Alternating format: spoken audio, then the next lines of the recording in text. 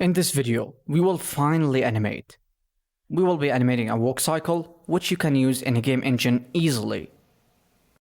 Note, the walk cycle method is inspired by Sebastian Lague's video. We'll leave his video in the description because although the method here is the same as his, it's slightly different and more simple. If you want his exact method with all the details in the walk cycle, the link is down below. First, adjust the interface. Move the timeline down.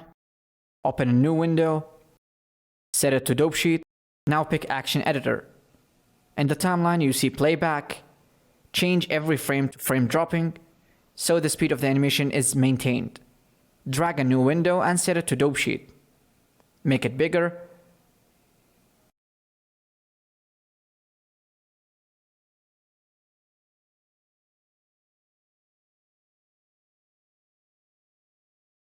Move the pointer to frame 1 in the dope sheet. And we will start from frame 1. Don't forget to set the frame rate to 30.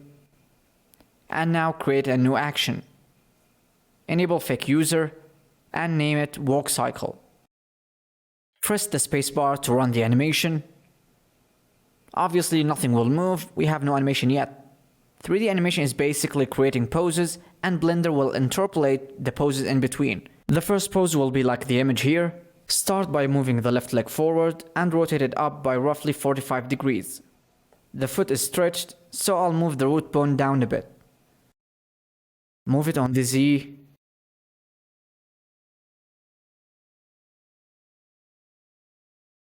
We'll move it down even more until it bends. Don't want it to be stretched, just bend it a little. It looks good right now, so maybe I'll slightly move the root bone up. Move the other leg back. Rotate it roughly 45 degrees. And I'll straighten the toes. Select the toe bone and rotate it. It should touch the ground like this.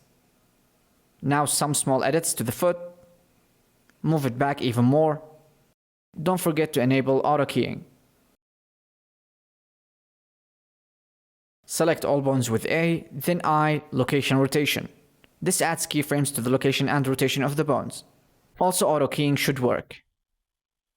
From the side it looks decent, but from the front the legs are far apart. So move it left on the X. And copy the movement value at the bottom left. Ctrl-C the X value. Select the right leg and G, X, Ctrl-V. It'll move slightly to the left, so delete the minus at the top left. Use the arrow keys to delete the minus, and that's it.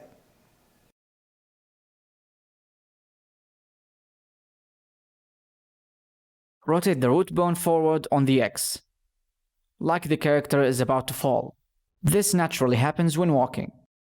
The head is parented to the root, that's why it's rotated too. So I need to counter-rotate the head. This will make it look straight. The legs look fine so far, so let's move on to the arms.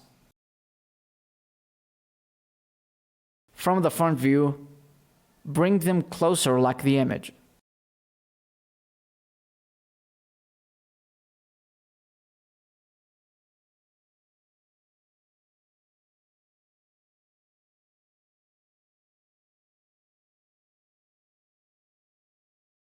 I copied the pose of the left arm and pasted it on the right arm.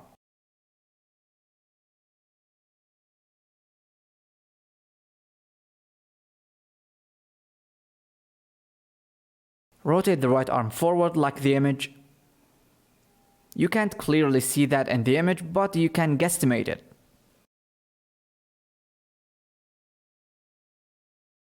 The hand is clipping through the pouch, so ignore it for the moment. It looks close enough, so we'll go to the left arm.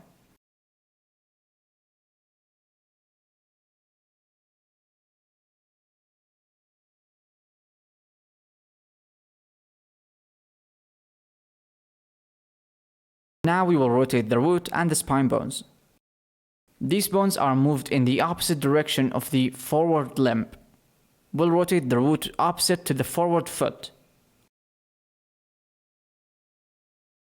Rotate it to the right a bit.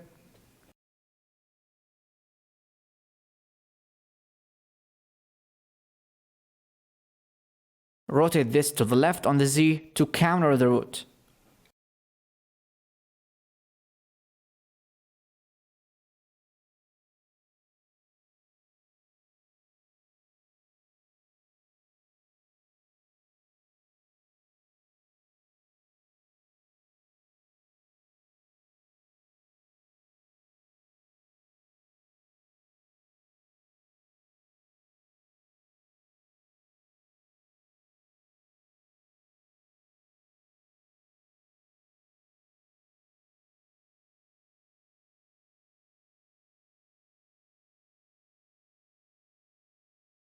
Felt like this bone is not up enough? And move down the forearm. Now move the chest bone to counter the forward arm. So rotate it to the left. The right arm is forward, that's why we move the chest left. Now move the neck to counter the chest. This will make the head centered. You can look at the edge of the bone and see if it's centered. By holding Shift, you can transform slowly. Now it's centered after we edited it.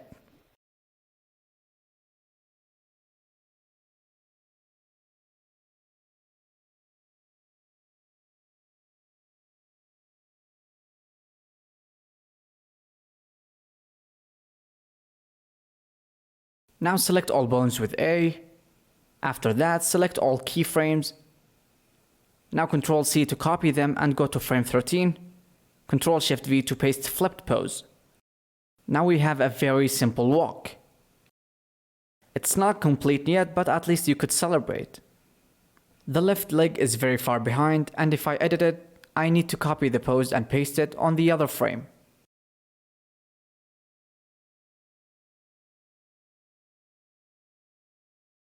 Select all bones, copy the keyframes of frame 1, now Ctrl Shift V in frame 13.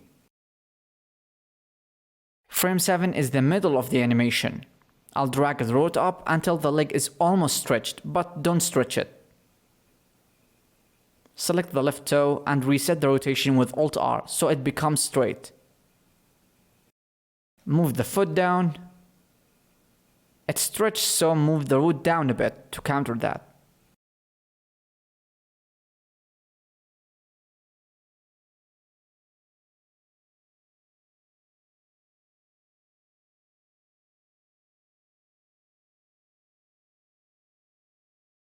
Move the right foot bone back. Rotate it like the image. Don't forget to reset the rotation of the toes. Now we kinda have a walk.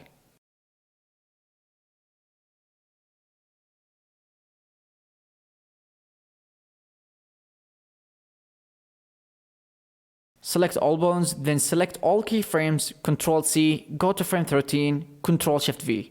This will paste a flipped copy of the first half, and we have a walk cycle here. You can adjust it more, which we'll be doing in this episode, or just skip the episode.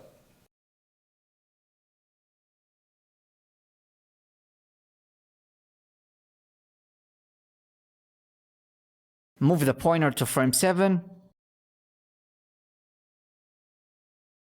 Notice in this frame, the hand is clipping through the pouch.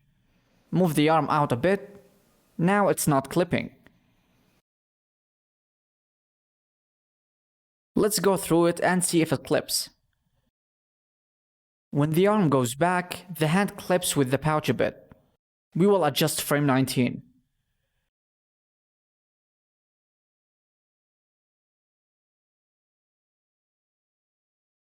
Do the same here, move the arm out.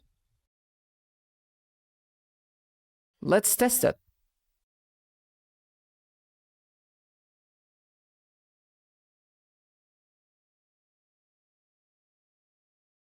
From the front view, the right hand looks wrong.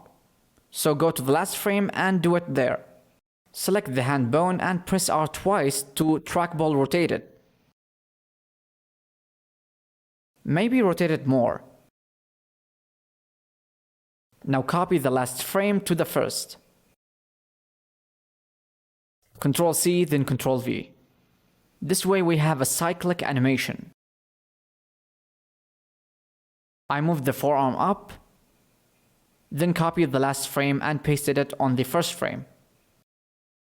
The left arm isn't like the right, so I copied the last frame of the right arm, then pasted a flip pose with Ctrl Shift V on the first frame of the left arm.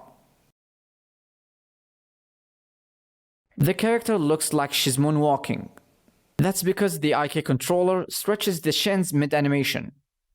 I'll add in between frames to fix this issue.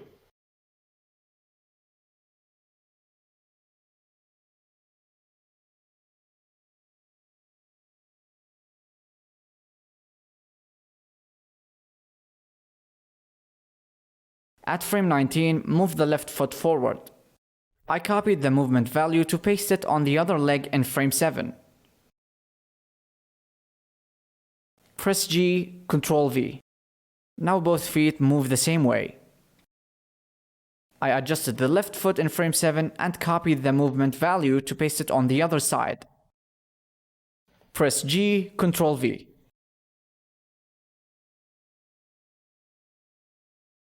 Now make sure everything looks nice. Straighten the head more.